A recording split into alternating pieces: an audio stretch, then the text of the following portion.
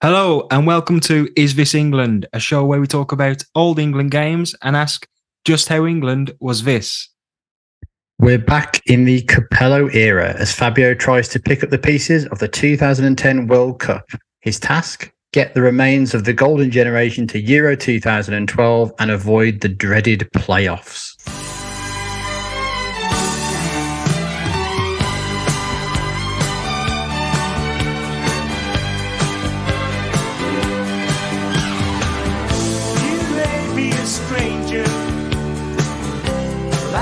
Time can do. Baby, you mean everything to me. Darling, there's no danger. Anyway, we mentioned earlier that England were, two games in, and it was like, kind of wrapped up now. We've played the hardest games, but things haven't really been going to plan. England play Switzerland at home in the summer of 2011. Find themselves 2-0 down before Frank Lampard pulls one back before halftime. Ashley Young does score again to get England level, but they can't find a winner. So that's a draw against Switzerland, and another home draw as well against Montenegro. Draw. That was a draw as well. Yeah. During that game, Capello was described as looking as if he was going to explode in his seat. Like he was like a kettle, just like the steam coming out the top of it. Like he cared. I think these writers are talking shit. I think they want him to care, but like maybe he looked a bit angry, but he didn't care, did he? Like I don't know about care, but I guess it's still he would have been annoyed of what's going on. Whether he cared or not is slightly different. He could have not cared and still been angry because it's Fabio Capello. Yeah. But then at the same time, like he's still got his reputation to think about, and I guess we're slightly not in the Antonio Conte, Jose Mourinho. I'm actively trying to get sacked and say the worst shit I can in the press and, play a goalkeeper up front or, just something really stupid. I guess there is a slight bit more professionalism with this, but I think Capello is far away from giving a flying fuck what anybody thinks about him at this point. I mean, hence why he's playing Kevin Davies. I think you put it perfectly there. This game would be Rio Ferdinand's last cap for England. You've put in the notes more to come on that in future episodes. I hope not. I mean, anyway. England's thread carries on. Even after he's gone, England's next game is away to Bulgaria. And they handily win that one 3-0, thanks to Gary Cahill's first ever international goal, as well as Wayne Rooney's first England goal in over a year. This is what we're dealing with. And it's on his second since September 2009. So he's averaging one. He's averaging one a year at his peak. This is prime Wayne Rooney. This is what we wanted from Euro 2004. The World Cup in those 2 years and 2 qualifying campaigns. He's had more games than he usually should, and he's got one flipping goal. Ugly scenes during the game where Bulgaria fans were targeting Ashley Young, Ashley Cole, and Theo Walcott with racist abuse. They were later fined €40,000 by UEFA, and that was essentially it. No playing the game and any of their future games behind closed doors or anything like that. That was it really with that. Even though Sepp Blatter had to apologise for just suggesting that racism on the pitch was not an issue and could be settled with a handshake. Apparently, yeah. I mean, we spoke earlier in the show at the top of it about men being left behind in time. He's even like further back than them, isn't he? He's in like the Dickensian era here. Anyway, the Bulgaria game also marked the first appearance of 2 English icons, Chris Smalling at right back, and the black and blue England kit. Can we just take a moment to talk about this black and blue England kit? This is, I think, my favourite England kit ever. I can't have anything associated with this mob as a favourite. Oh yeah, but that's the thing though. A lot of like the best kits, like we fantasize about, and kind of like kits become better because teams become better. I didn't like that England Euro 2020 kit really when it first came out. I thought it was a bit too much of a throwback to the 1998 kit. But because England did well in that tournament, it becomes iconic in itself. However, this stands out more to me because the team is so rubbish, but that kit is so beautiful. I've still got it, and it's one of like the few kits I own that I'm like, I can wear this like I can go to the gym in this. I can go for a run in it. I could go to football in it. I could, not exactly go down the pub, but you know what I mean? Like I can wear this to an England game, and I'm just like, this is still really nice. Actually, and it's long sleeve, the one I've got to, which automatically increases how good it is. We're approaching the end of the campaign then. Obviously, we've already said what game we're going to cover, but before we get to that, Wales. We have to play Wales. So we end our home campaign against the Welsh Dragon. They're on the rise by this point. It's been up and down, but they've started moving up 10 places in the FIFA rankings since the last time England played them. The likes of Gareth Bale and Aaron Ramsey are starting to get into the side now. So whereas England are looking down the barrel of that barren landscape, it's looking a bit brighter for Wales. Can't recall much of that game, but I definitely would have been watching it. Yeah, I do remember the game actually, but my main memory of the game is that James Milner played, and he played out wide with the task of stopping Gareth Bale, who started to emerge as a real, serious footballer for Spurs at this point. So the idea was that James Milner was going to play on the same wing as Bale to stop him from playing really well, and Gareth Bale just played on the other wing. Just all of Capello's plans out of the window straight away. Just go, oh shit! I didn't expect he was going to do that. He's not allowed to do that, is he? Ashley Young, he's keeps popping up, doesn't he? He scored for England and he gave them their first win at Wembley in over a year. Again, averaging one a year. Golden days. One first win in over a year at Wembley, and you're playing a lot at Wembley. That gets farmed out a lot for games, doesn't it? Yeah. Capello, after the game, despite the win, was basically saying it was a toughie. He found it impossible to kind of G's players up. And he saw from the warm-up that something wasn't right. So he's asked if he tried to put things right. And he responded, I tried to do that. I tried. I spoke with the players, said things, but it is impossible. With the things that I saw to change, it was not too late. Because it's not about giving the shirt to different players. The problem was here, tapping his head. He said things. I mean, you can't ask for any more than that. No more questions. I mean, that is damning, isn't it? I tried to do that. I tried. And he goes, the problem isn't here. They're all idiots. That's the problem. Yeah. Shit of them. Oh, God.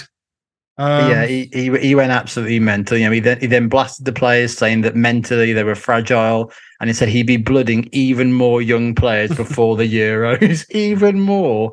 I just can't wait to see Zat Knight and 14-year-old Ainsley Maitland-Niles in the team or something. Zat Knight? A shout out. What? You pulled that one out of somewhere, didn't you? Oh, God, that's fucking everyone else is getting a game. Fucking hell. I've not seen Bonlaw yet. When's he coming? That is, I don't know why, but Zat Knight is a player I think of fun. I feel like I'm in my childhood now. Zat Knight. Yeah. He was somebody I definitely would have signed for United on my career modes. It's one of those great quiz names, isn't it? Rhythm of That Night. There's someone on Twitter called that, I think, who's quite prominent, but that's definitely people just Google football pub quiz names and that would come up. I love the it's like he's going to be blooding even more young players before the year. It's like when there's well, obviously we're kind of in a recession or what have you at the moment, and it's things are going to get worse before they get better. You think they're bad now, but we have no choice but to blood more young players into We as a nation must get through this. Even I'm sorry, but more of them are coming. We can't help it. We've got no control over it. We've got one more game, and that is the game that we're centering this episode around. And it's against Montenegro, who emerged as England's main rivals for top spot. So going into this game, there's a lot on the line. After getting their independence from Serbia, so Serbia and Montenegro, as other listeners might remember just from football before, that's how geography works, isn't it? Yeah. There was a lot of joint ventures going on, weren't there? So after their sort of separation, Montenegro were granted full UEFA membership in January 2007. Winning their first game 2-1 against Hungary. And by June 2011, they're 16th in the FIFA rankings. That's how it's done. So that is just some rise, that isn't it? Already going from not existing to 16th, and a really, really good team as well. And they'd shown it in qualifying, so they'd matched England for results throughout qualifying before losing to Wales in the month previous to this game. So England were one of 5 teams in their qualifying group, meaning that every round of fixtures, one team would have a spare week, and they'd have to sit it out while the other teams battled it out for points. So what's the situation that we're in then? Well, but crucially for England, in the final round of games, that was when they were going to have the blank match day.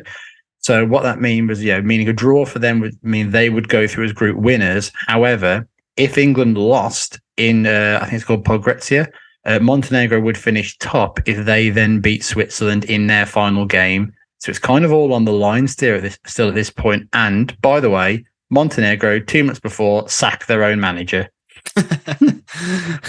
Why? He's done really well, surely. Yeah, on paper, the Montenegrin FA don't think so. So Zlatko Kranjčar was sacked a month before due to the Wales defeat, meaning his assistant Branko Bromwich would take place, with the head of the FA saying that they were on a downward spiral following 2 defeats. That's like when the standards are that high. I mean, the standards are that high, but that is insane, surely. Like, they couldn't have thought they were going to be like the team that would challenge England. It was seen as Switzerland, maybe Wales, whatever, but to be that and to be that close, really, and then to just say, no, you can't lose to Wales. Not this Wales. They're not good yet. Oh man. So it is actually a big game for Friday night, Friday the 7th of October, 2011. Away. England are away in Podgorica. I butchered that. But I think it's Podgorica, but I could easily be wrong. Wow. I most likely am. I got that so wrong, if you're right. You got Pod? Yep. Yeah. We both got Pod, mate. Oh, yeah. England's lineup. That's right, Nick. You're going to have the, the challengers. England's lineup then, that fateful night. Joe Hart in goal. Ashley Cole at left back, John Terry and Gary Cahill were the centre backs, with Phil Jones at right back. More on that later. Centre midfield, Scott Parker and Gareth Barry. The wings are taken up by Theo Walcott on the right and Ashley Young on the left. And it's 2 up front, Wayne Rooney and Darren Bent. A couple of names from the bench. Bobby Zamora's a name. Stuart Downing's a name. Frank Lampard's they're all names. Frank Lampard's in the bench. So not only did you have to play Lampard and Gerrard together, but if one of them's injured, you have to drop the other as well. They're just not up for it anymore. Yeah. That's it. You're not even bothered with this now. It's just not a thing, because he's really one of the signs of Capello messing around with the team in qualifying for a long time as well. I mean, from England's defeat in Germany against Germany in South Africa, only 4 players have retained the spots, and we're not that far away, like a year and a half. Yeah, but he's not replaced them with he's just replaced them with worse players, hasn't he? Like the players, like you said, the players who he didn't take to the World Cup. Yeah, it's just the stand-ins have now kind of come in, because they're there for the day-to-day, slogging their arse off for England in the qualifying, and the others are just, can't do it this week. Sorry, Fabio, not interested. But Glenn Johnson, he was England's right back in the World Cup. He and Chris Smalling, who we've already mentioned, were injured for these fixtures. So it's an England debut for Phil Jones, becoming the 60th Man United player to represent England. Phil Jones, honestly, the stories and the articles I read around this game and Phil Jones are insane in terms of looking back. It's I'm not exaggerating. It's like he's the Jack Grealish of the era. Yeah. England are so boring and so shit at this point that this is a genuine quote from an article in The Guardian about Phil Jones. Here we go then. Were Jones to be preferred, there would be a note of adventure to Fabio Capello's scheme. Should he turn to Phil Jagielka, normally a centre-half, as a right-back, he would be tending towards caution. There are suggestions that Capello and his coaches seem to be trending towards boldness, and Jones from the start, most likely with Theo Walcott as the winger on that flank. It would be a brave step, but it would also simplify the approach to the match. So starting Phil Jones in that quote, the word adventure, boldness, and a brave step are all being used to starting a third choice right back. It's I know he's probably not that, but But yeah, I know what you mean. I think it is a bit where England are at this point because Jones had a real rise to prominency at this point. Really, he'd been at Blackburn. I think he probably only just played a season at Blackburn. I want to say, maybe a season and a half. I remember. I think his debut was against Chelsea. I think I remember being at uni watching that game, and he was against Chelsea, and he played pretty well against Didier Drogba that day. And he was very quickly, he went to Man United, and he went for a fair bit of money for a young player who not really doing anything at that point too. And he was seen as kind of like, this guy could be really good. And he was really good for not a long time, but long enough, really. Yeah, short time. But it was a few seasons where you thought he could be a real player here. And I know looking back, it looks way worse when you kind of see those quotes. Yeah. Yeah, it was very much through the prism of hindsight that they look really bad. But also, it is a thing of just like, can we talk about a striker like that? Yeah. Or like a nice midfielder. We are talking about a centre back, and like, that's not. You can't get excited about this England team having a good centre back in it. Like, that's not what we need. It's not exciting. No. It's not bold to not pick John Terry and play Phil. Anyway, it's a bit of all that as well, because you've got Phil Jones, who's kind of been called up for the first time and potentially making his debut. Well, he is today. They talk about Phil Jagielka possibly playing at right back. Kyle Walker's already been called up in this squad as well after his winner against Arsenal, and he missed out. Mika Richards had burst back onto the scene at this point as well, saying that he was twice the player he was when he first played for England, even though I'm a little suspicious about that because he's about to be replaced by Pablo Zabaleta at City and not get a look in again and move on. But even he in an interview around this time that said England captain one day will be Phil Jones. Yeah. I mean, that is high praise. And I think he must have known him from, youth tournaments together maybe or something like that. But yeah, they would have been interviewing Phil Jones in a chair on a preview for ITV. Those little. Oh yeah, I know what you mean with Gabriel Clark. Clark's kind of like just walking around and go, anyway, the city of Pogretzia, and he's had someone like check the name 9 times for him. Lovely, but but it's a big night for Phil Jones. What does he think? And it's just them in like that like weirdly lit room, like it's pitch black, but there's the spotlights like they're being interviewed in like a 70s cop drama. Exactly. No call up for Rio Ferdinand at all. As you kind of said earlier, he's had his moments in the eyes of Capello. Yeah, exactly. He's not around anymore. And you still look at the England team of where we've come from a few short years. England had Ferdinand, Campbell, Terry King, Woodgate and Carragher, and now they're fighting over Cahill, Dawson and Jagielka. Again, no disrespect to them, but that is a walk down right there, isn't it? No wonder they're so excited about Phil Jones to take it back. God, look at him. He's new. He's got him fresh out of the box. Scott Parker. I'm sure this is probably the first time we've discussed Scott Parker on this pod. Yeah, I think so. Yeah, must be. And I've got to say, it's one of those where you look back and he was really great at this time, I feel, anyway. He'd won Player of the Year. I think it was Football Writers Player of the Year before. Yeah. And that was playing for West Ham, who finished bottom of the league. But it just kind of shows you how dominant TalkSport was around this time, when they can just get West Ham players, like the player of the season. Like, yeah, been brilliant, but it's still like, you've still gone down. Like, it doesn't really degrade what you've done, but you can't have like future years remember and Player of the Year is West Ham's bloke who got them relegated, but was good. Was good. Anyway, your calls are coming in. Yeah. But he was at Tottenham there, and I've got a lot of good memories of watching that Tottenham side, and he was a great part of it. They were just entertaining. Speaking of entertaining, he was joined by Gareth Barry in the middle of the part for this game. Mr. Entertainment.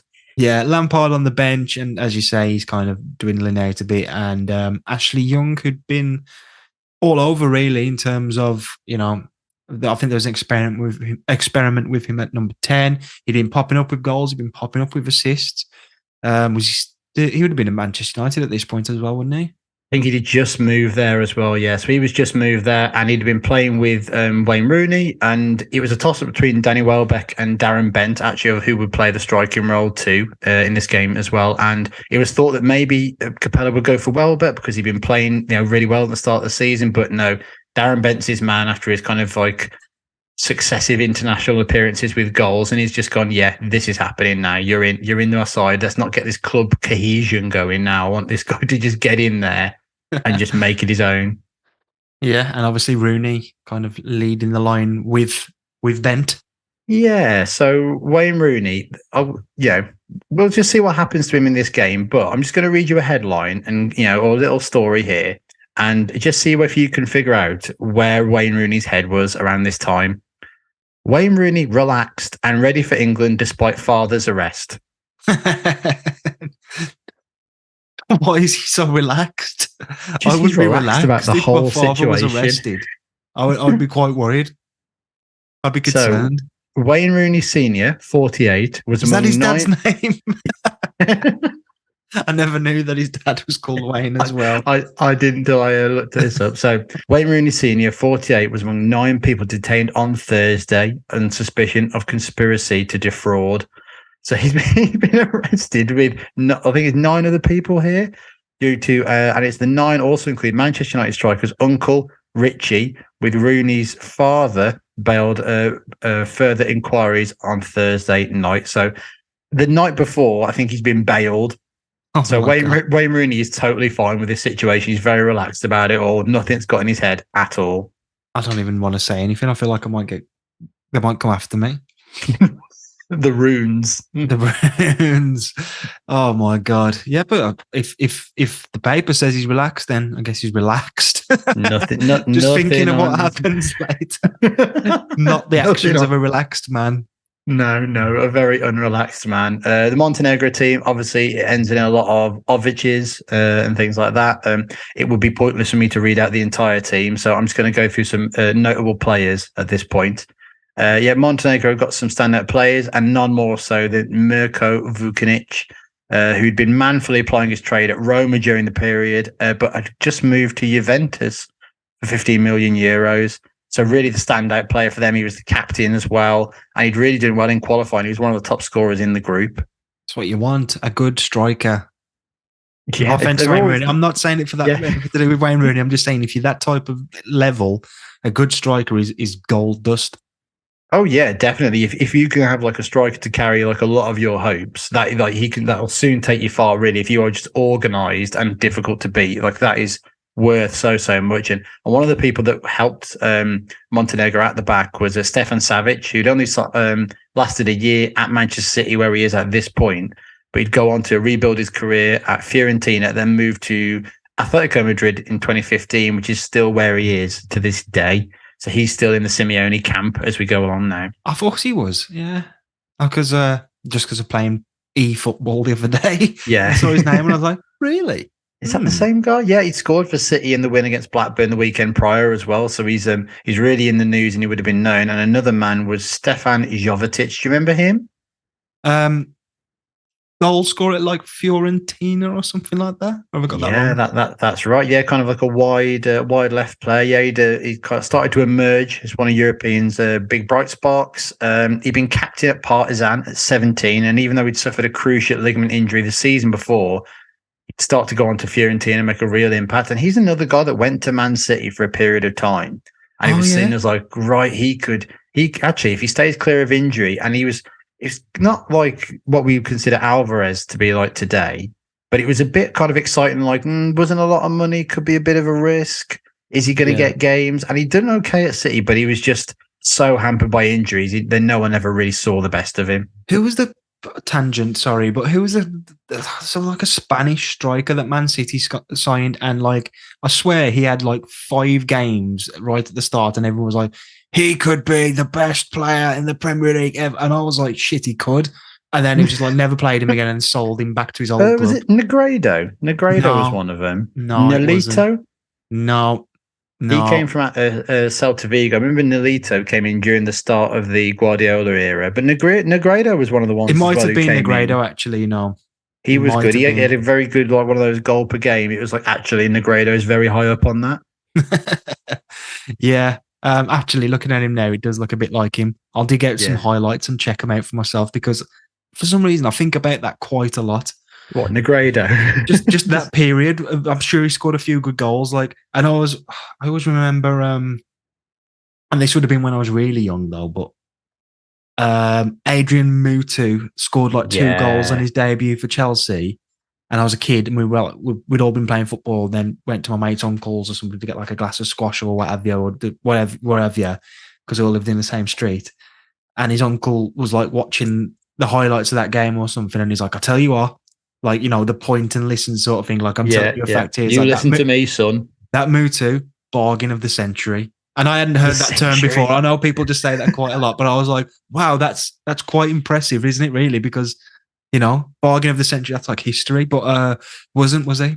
I guess the century it not long started, so he could have been quite right at that point. It would have been back 2004, so he would have been all right. Yeah, I remember Mutu coming in and doing really well, and it was just like, shit, he could be really good, this bloke. Yeah, and I think he was one of those a lot of goals in his early games and just kind of faded away. But I tell you what, Montenegro aren't going to fade away, even though some of their players are going to fade away at this point, because Montenegro actually rested quite a few of their players who were on one booking away from being banned in this game, which is a bit of a weird one. So they're one booking away to missing the final group game against Switzerland. So 3 of their players didn't play.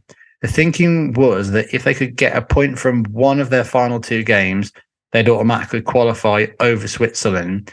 So they're kind of keeping them in their back pocket for the last game as a bit of an insurance. Like, right, if we lose today, we've got a full team who can still play against Switzerland. And if we get a result in that game, we'll go to the playoffs. That's difficult because Switzerland's probably just as hard a game as England, sort of. But it probably isn't, actually. I mean, they're above them, aren't they, in this group as we speak as well? They're trying to hold on to their place, and they don't know whether to stick or twist. And it sounds like a situation England would get themselves in this. Well, wouldn't England be in the same situation almost, because they're not playing in the next? This is their last game, right? So they'll have some. Yeah, but I think they're far enough away to be quite like a point is good enough for England here. But if they lose, then that means that if Switzerland themselves lose and Montenegro win, Montenegro would go above England. So it's just so on a knife edge, really. Even though it's like one of those slightly comfortable gaps, because they've got that extra game, it is really worrying. And yeah, it just feels like England would do this to themselves. Like they would be on 3 bookings and go, well, actually, do you rest them because the other game is more important? And they'd end it'd be debated so much, wouldn't it? And they get it wrong, wouldn't they? England would always get this wrong. Told you not to bloody play that idiot. Of course, he was going to get. Of course, Phil Jones was going to get booked. Quick word for the kits. England are wearing your fave, the black and blue number. Lovely blue boy. Yeah, and Montenegro. I mean, I don't even know what to say about that. I mean, their kit is like what's that? I can't even make out the brand. It's just a generic football kit. It's like one you'd see on like a bank advert where they've like fake football on adverts. So it's the worst. Yeah, like no, you can't see any of the players' heads, and it's like one of the kits is silver, or like a Gillette advert. Yeah, like Gillette in it, and he's the only player like dribbling down the pitch, like doing one sidestep, and just faceless man number 4 falls over, and he like smashes it into the net, and the goalkeeper's just nowhere near it, just a faceless man. But England are about to sort of enter a fire pit, and I guess the kit kind of sums that up because it's red and yellow. So I just let that again for symbolism. The colour of fire. It's a fire pit that they are heading into, but I don't think we've kind of disguised the fact that this game isn't really. We mainly do this for the just complete shit show that surrounds everything about England at this point. But I thought when I watched the highlights, I thought it's a dull affair because the highlights for this game start. This is the official highlights as well. Start with a James Milner press conference quote. And it's color corrected it's in black and white to add extra drama. There's also there's a bunch of training footage of the team just generally being awful and Rooney being a bit better than the rest. They're not even like banging in goals and stuff like that. Like the only ones that go in are like when Andy Carroll's in goal or something like that. It's a 4 minutes 44 highlight video and 2 minutes 40 is warm up and James Milner. It's awful, isn't it? I watched the same thing as well, and it is like they're actually like doing it for like a sponsorship. Like none of them actually want to get injured because that would be in like breach of their own contracts. So it's like, right, legally, I've got to turn up and just do like a keepy uppy. Like it's just part of the deal. And like, guess I'm going to Stick one in the fire. Oh, didn't missed anyway. who cares? No one's watching. This isn't ever going to end up on like the TV or YouTube anytime soon. In the hostile environment, England away, there is a few sort of home comforts to be found in the shape of a Tipton Wolves flag. Just something you always like to see, isn't there? No matter where you go. I mean, I always said at the start of this podcast, this was a thing. And the more we go on, I know there's like periods where you can't see it, but there is a Tipton Wolves flag and there are 3 different Wolves flags and like emblems as the game goes on as well. It's like Glastonbury or something. Like you always see, who's got, is it the Tipton Wolves? Oh, he's all right. He is. Oh, what about Scott? Oh, he's a bit of a knobhead. He is. Sorry, Scott, if you're listening. And we do get a glimpse of some of the England boys. I mean, these are true diehards, aren't they? Going to this game and this era, and I don't know. It's a strange. It's the FA's own footage on this highlights video, so I guess they're trying to do a thing about the fans.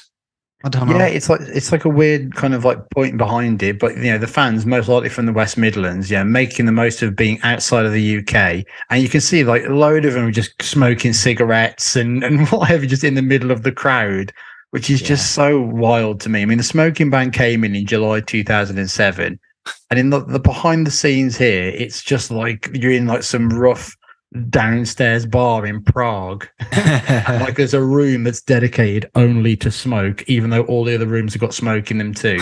There's just one where you go in, it's just like, what's in here?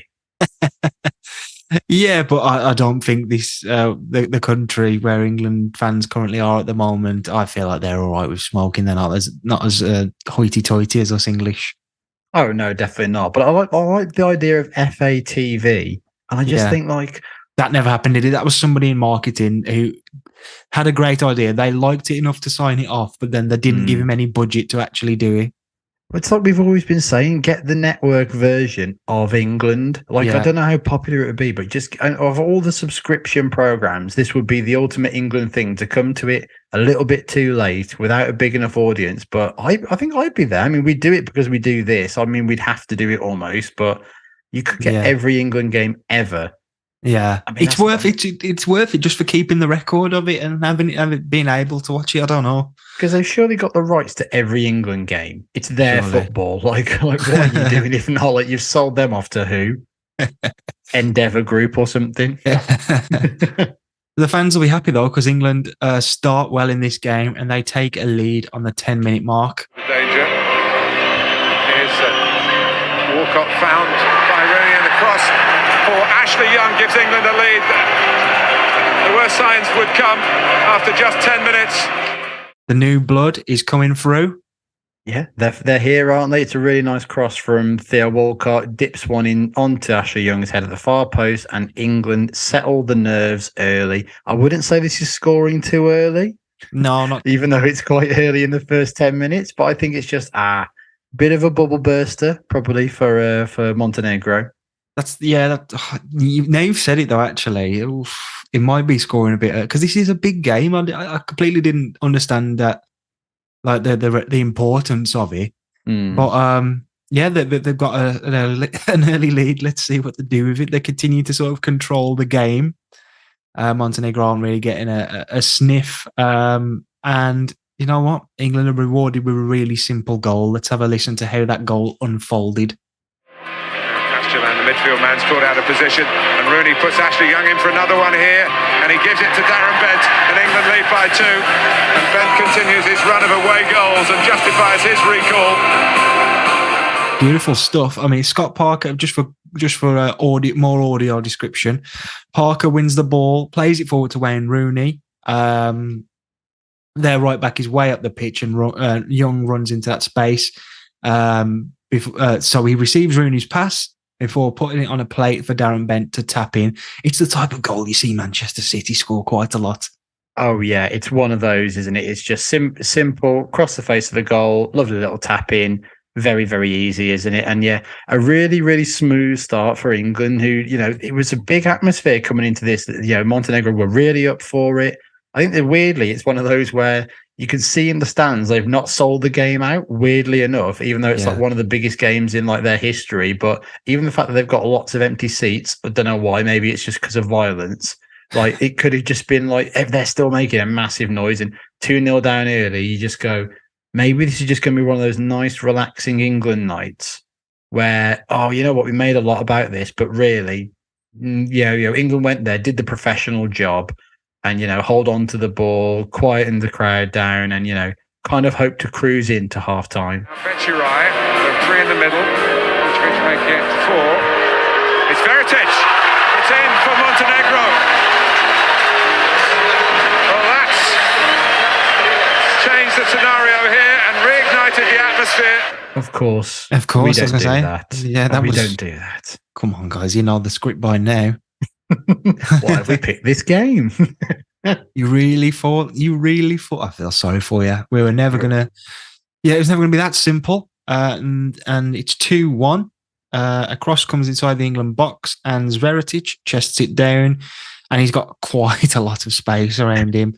There's so few players like around him when like you look at like the still we've got on our screens here. He's got time to like chest the ball down, and like everyone's still like, "Are you going to deal with that or not?" The thing is, as well, he's got 2 other players in the box who are unmarked as well. Yeah, he could have made a pass, and that other person could have made a pass as well. Oh, Jesus Christ!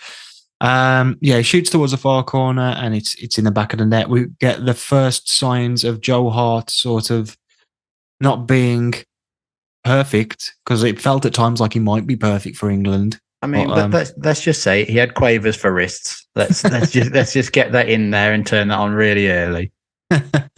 and because of those lovely quavers, quavers the crisps lovely, quavers the wrists not great. Not so much. 2-1 at half time, and it's kind of the good work's been undermined, and with a crowd like that and the fragile mentality of these players, it's all the pressure's on. But I mean, I'm imagining, Wayne Rooney is probably still quite relaxed at this point because he's just chilled. I think he's fine. He's just a chilled out guy. He's not all gone his way. He's not really done much in the game either. Kind of helped to make the first goal, but not much really in there. And from this point, it's just a really, really long night for England. It's just one of those where all footballing skill leaves them. I mean, the listener can't see the performance, but you know what it is. You've seen it a million times before. It's not keeping the ball, not having any sustained pressure, and just chasing back towards your own goal constantly, even though you've been sat back for the entire game. You're always just Gareth Barry is running back towards his own goal to try and keep up with someone who's already gone past him. Any changes? Could we look at the bench? I mean, you can even tick off the passive substitutes and making no difference as Lampard and Downing come on for Benton Young. And there's a sniff of a penalty as well. England nearly give away during the game as debutant Phil Jones goes in for a tackle. The ball evades both he and the forward, but Jones just leaves his foot in there and Jovetic trips up on it. Yeah, Jesus Christ. It's all looking kind of grim. And then this happens.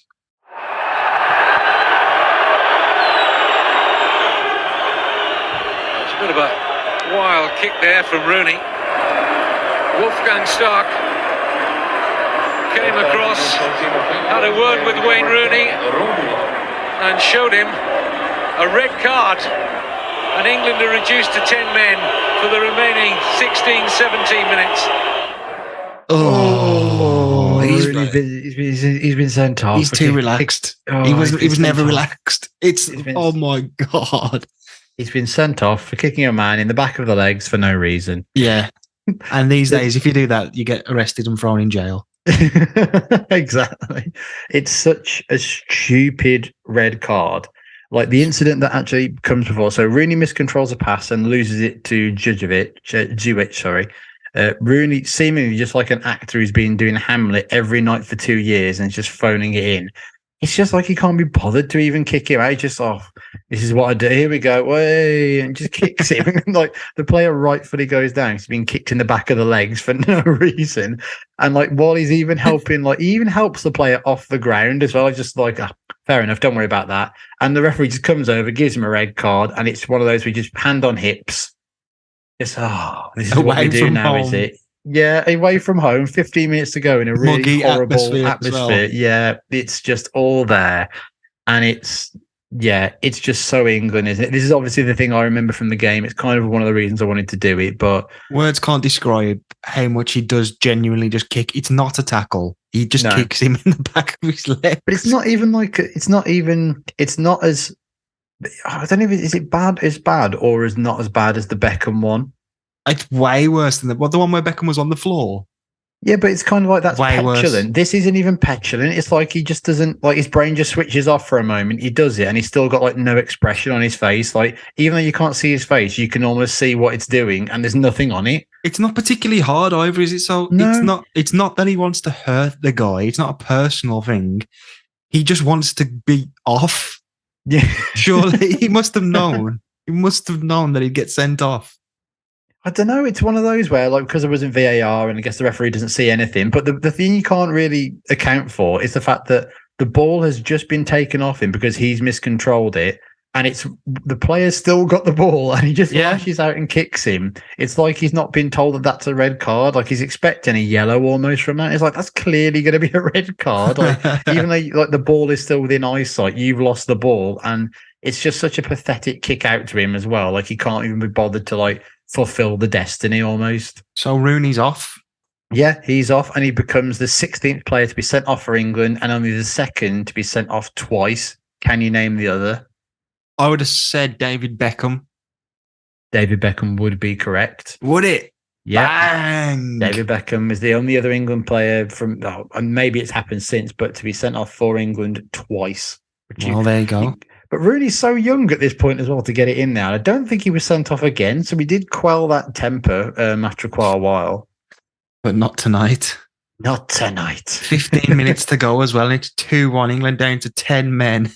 And we mentioned about how the opposition had kind of rested some players because they didn't want them to get suspended. This means that if we go through, Rooney's going to have some sort of suspension at the tournament itself. It's just like, it's bad on so many levels of like, it's bad right now and it's going to be worse like soon.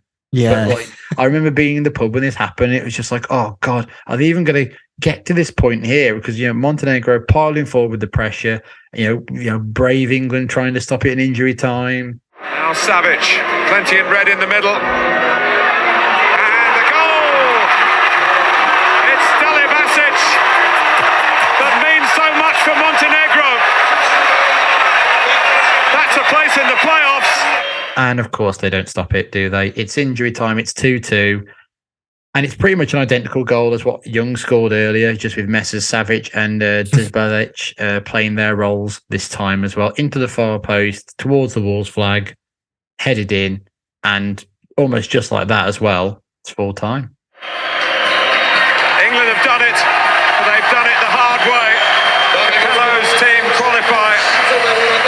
They came here needing a draw. They finished up with a draw when they looked as though they were going to get a win. Well, it's qualified success for England. Oh. England survive a very late scare, which is what this has become because of playing badly, because of the bad nature around the camp, because of Wayne Rooney, because of lots of reasons. But I remember when the full-time whistle went, and it's just like, that was us. We've got to the Euros. Like, I think on some of the highlights that we've seen, it's like the commentators like, they're there in Euro 2012. It's like, this is hardly fucking Rome in 1997. This is it. It's like the most uninspiring qualification I think I've ever seen, or you even could see. You've thrown away a 2-0 lead, and your best player's been sent off. But hey, you go into a tournament. Yeah, that is the guy. And England are in Euro 20. No, don't say that. There's not going to be a Three Lions this time. Let's just go, can we? Can we just not do that this time? But look, let's look at it tomorrow and think about it. But this has been terrible. And another terrible thing that happens is there's a little behind the scenes clip where the England players are trying to leave the stadium, and it is pouring down as they're going off as well. And like some of the players are speaking to the media, and there's lots of umbrellas up, and there's just a still of Wayne Rooney walking through like the mix zone in like his England jacket, all done up, and it's the most he's ever looked like Shrek, either leaving or entering his swamp. It looks awful. Like, and I don't like to kind of derog. It's a very like hack thing to kind of say about it, but I'll definitely share it on the socials when this episode comes up because it is insane how much he looks like him. Let's have a look at the aftermath then. Our opponents, Montenegro, would go to their playoff spot, and they would face the Czech Republic there, and they would lose that. So there you go. Hit that one off. 16th in the world. What did that get you? But the story is obviously with England and Wayne Rooney sending off, as you said. Fabio Capello would talk about the red card and say, "I'm absolutely not happy. He's made a silly mistake. I've seen players like him do that. You can't understand why. I can't enter into the head of Wayne Rooney when he plays. Here, he was not happy because he had missed some control and passes. His reaction was to kick against his opponent." It's not Capello's fault, that one, but maybe it is. No. I don't know. Maybe it's just everybody's stupid fault. It's like I say, it's the culmination of everything just being crap, isn't it? Like this is like, even if the campaign had gone a lot better, they wouldn't be in this situation, so they wouldn't have to bother with it. If England would have performed better in this game, it wouldn't have been a thing. If Wayne Rooney hadn't lost his head, if Capello hadn't have just not given a fuck anymore, it would have all been different. And the ban meant that England would be without Wayne Rooney for the first 2 games of Euro 2012. It was originally banned for 3 games, but it was reduced to 2 following an appeal from the FA. What could they possibly appeal about? Well, this is the thing of like, it's a straight red card. Like, to me, that's automatically 3 games. But I don't know if it is in international football because it's like so much sparse in club football. But Djurdjevic, who was the player that Rooney kicked out, said that he would speak for Rooney to help get the ban overturned. So it's just like, what are we doing here? Like, even he's going like, "Oh no, it was fine. We didn't read it." But I was like, I know he's got nothing to lose really, but that's quite big of him to kind of go, I was fine with it. And it's a bit like, you're kind of the guy that's been abused. You don't really get to say it's fine. It's not right, is it? And Rooney himself even wrote to the UEFA in the hope to get the ban reduced, but it was thrown out due to them not accepting letters written on betting slips. There you go. I knew you had it in you. Yes. And talking about how England could resolve ahead of Euro 2012 to kind of look to a Rooney-less future, Capello said, "We'll find a solution to play without him. We will try something in the next friendly games to prepare for the future." His final word, a chilling final word. The players better understand they need to be focused for 90 minutes, not just for 35. I hope we have learned a good lesson for the future. Oh, wow. God. Yeah. Someone's upset. What's up with him? Oh, man. Well, those are games that we're not going to be covering, and that's fine. So that's fine. strictly safe gate. Gascoigne, Euro 96, World Cup 66, the Michael Owen goal against Argentina, good Beckham bits. And this is in your contract for coming back, isn't it? Only doing the good times. We're not doing any horrible Fabio Capello kind of stuff anymore. This horrible England team that just like killed us in our early adult life. Well, we watch these games so other people don't have to. We say that should be the tagline, really, isn't it? I know it kind of is, but it should officially be that now. Nick, answer me this then. Was this England? God, this is so England, isn't it? It pretty much ticked every box you could imagine this being. I want to say this is maybe one of the most England things we've ever seen. An awful qualifying campaign, a manager that hates everything. The fans hate the players at this point as well. Stars not performing, getting sent off, disappointing, but still making it to a tournament. Yeah, it's like Michelin star, like reduction of England, and it's just like a little glaze on the side. Yeah, I hate this squad so much. I hate them. It's like they stole my youth, and now they're stealing my early 30s. Your free time. I think it's bad when the Guardian described this performance as self-harming. Oh, yeah, that's not good. That is it. That's a leap. That's it then. Yeah, I've got to go and play football. Render the podcast. That's it. I'm inspired to have a good game now. I'll give a kick out like Rooney in tribute. I was going to say, don't be. I'm Wayne Rooney. All right, Nick, thank you. And I'll catch you soon, bro. Thank you very much.